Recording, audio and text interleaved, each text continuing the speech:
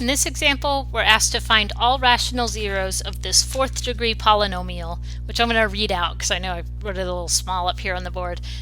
2x to the 4th plus 3x cubed plus 8x squared plus 3x minus 4. I want to find all the rational zeros. It's pretty tough getting started here. So if we knew what one of the zeros was, then we could use the factor theorem to say, like, let's say 3 is a 0. Okay, if 3 is a 0, then I know I can factor out x minus 3. And from what you've seen in this chapter, we know that, okay, if x minus 3 is a factor, I could use synthetic division to divide out that factor and then take this down to degree 3. Okay, but this time we're not told, hey, 2 is a 0 or 3 is a 0. So we need to find our own initial 0 of that polynomial to get this going. So if you're not just handed a 0 somehow, or you see the graph and you can see that 1 is a 0, something like that, then kind of last resort is to use what's called the rational zeros theorem, which says any rational 0 of this polynomial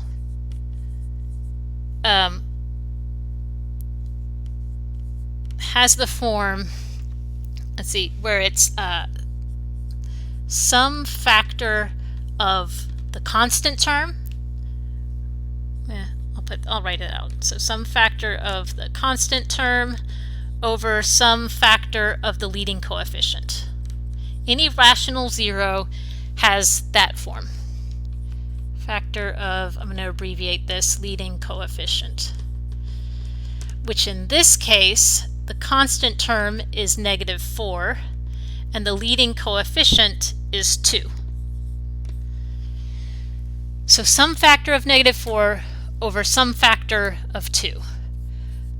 So this lets us generate a list of the possible, emphasis on possible, rational zeros for this polynomial. List of possible rational zeros will consist of all of the factors of -4. So I'm just going to put a plus or minus in front of the whole thing. Factors of 4. So that's 1, 2, and 4. All the numbers that divide evenly into 4. So all the integers except for 3 going up to 4. Everything that divides evenly into 2. So that's 1 or 2. Okay, and so when I'm generating this list, the way I tend to think about it is I'll pick one denominator at a time. So suppose the denominator is 1. So that'll give me 1 divided by 1, 2 divided by 1, 4 divided by 1. Okay, now suppose the denominator is 2. So that'll give me 1 divided by 2, 2 divided by 2 is 1, so that's already written down, and 4 divided by 2 is 2, that's already written down.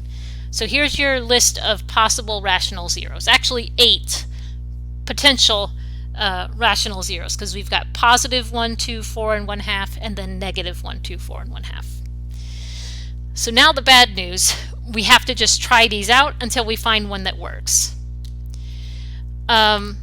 You can plug in these values either using synthetic division if you want to, or just straight plugging in. So for example, I mean, if I'm plugging in 1, I might just think through, because 1's easy enough just to sort of plug in mostly in your head. 2 times 1 to the 4th plus 3 times 1 cubed plus 8 times 1 squared plus 3 times 1 minus 4. And you don't have to evaluate this carefully. You just have to look at, does this look like it's 0? No, it doesn't. That's not going to be 0. -1 I might also plug in my head. So 2 times -1 to the 4th would be +1. Plus 3 times -1 cubed would be -1. Plus 8 times -1 squared would be +1. Plus 3 times -1 minus 4. So what about this one? That would be 2 minus 3 plus 8 minus 3 minus 4. So what's this? -1 plus 8 would be 7 minus 3 minus 4. That looks to me like it's going to be 0. once you find, well, so hey, look, we found a 0 of that polynomial, looks like. We can double check our work using synthetic division. The other reason to use synthetic division, remember, is if we're thinking -1 is a 0, then that implies that x minus -1, so x plus 1, is a factor. And remember, when you find a factor of higher degree polynomial like this, we can factor it out using division. So that's what we want to do. We want to, so the plan is to divide that giant polynomial f of x by x plus 1 to find the other factor. That's the plan, and I'm going to have to erase this board to do it. But so we're going to divide that by x plus 1. I'm going to keep our possible rational zeros. I guess I'll have to list them again because we might need to come back to that list later on. So let me jot that down here. So our, this time I'll call it potential rational zeros. Our list of candidates is plus or minus 1, 2, 4, 1/2. Okay, so I want to keep that. So right now we know that f of x is equal to, we figured out that -1 is a 0. And so we'd like to know f of x is x plus 1 times what? And so that's where we divide both sides by x plus 1 to find this missing factor. Okay, so that's what I'm going to use this board to do. Since it's a linear factor like that, x plus 1, we can use synthetic division, which is a lot quicker. So I put -1 in the box and then all the coefficients from f of x. So 2, 3, 8, 3, -4. And remember, the remainder should be 0. So that'll give us an opportunity to kind of check our work, make sure we're on the right track. So the 2 comes straight down. -1 times 2, so that's -2. Add these. -1 times 1, that's -1. Add these, so that's 7. -1 times 7, so that's -7. Add these, so that's -4. -1 times -4, that's +4, so our remainder is 0, which we're really happy to see. Okay. That tells us now that the missing factor, our degree 3 missing factor, because this was degree 4, we're factoring out first degree. It's going to be longer than I put in that space, is 2x cubed plus x squared plus 1x squared plus 7x to the first minus 4. Okay. And again, we're trying to find all of the rational zeros of this polynomial. So we know one of them is x equals -1. Great, we're done with that factor then. So now we can focus on this third degree polynomial. So find all the zeros of that polynomial. So again, I mean, it doesn't factor by grouping. There's no common factor to pull out. So we have to just think about possible rational zeros. So that's why I wanted to hang on to this list. So you start plugging them in and checking. To keep this video short, I'm just going to say, so if you plug in 2, you're not going to get 0. I mean, +2, you just kind of look it over. There's no way if I plug in +2 here, 2 times 2x cubed plus 4 plus 14 minus 4, that's not going to be 0. -2 is also not going to work. I'm going to go straight to the one that will work, which is 1/2. So I'm glossing over the tedious part where you sit here and plug in plus or minus 2, plus or minus 4, and then finally you decide to try 1/2. Now, when you're plugging in these values, you can use synthetic division to test it out. Sometimes, you know, rather than punching in the numbers, synthetic division, especially with something like 1/2, synthetic division might be the easier way to evaluate this. Because remember, with the remainder theorem, you can use division to evaluate a function. The remainder that we get down here would be equal to, I'll call this p of x. So then the remainder would be equal to p of 1/2.